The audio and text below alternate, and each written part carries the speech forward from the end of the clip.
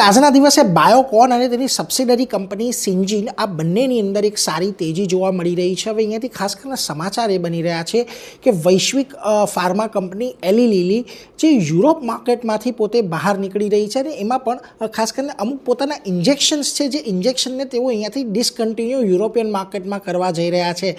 ખાસ કરીને તેમણે જે ઓફિશિયલ લિસ્ટિંગ આપ્યું છે એની અંદર કમર્શિયલ કારણોને લઈને આ ઇન્જેક્શન બંધ કરવામાં આવી રહ્યા છે એવી વાત તેમણે કરી છે. હવે આની પહેલાં નોવો નોર્ડિક અને સનોફી જે અન્ય બે યુરોપની મોટી ફાર્મા કંપનીઓ છે એમના દ્વારા પણ અમુક ઇન્સ્યુલિન પ્રોડક્ટ હતા તેને ખાસ કરીને રદ કરવામાં આવ્યા હતા અને એ ત્યારબાદ આપણને બાયોકોન અને સિન્જીનની અંદર તેજી આવતી જોવા મળી છે, કારણ કે એક બહુ મોટો કારોબાર ખાસ કરીને બાયોકોનનો અને સિન્જીનનો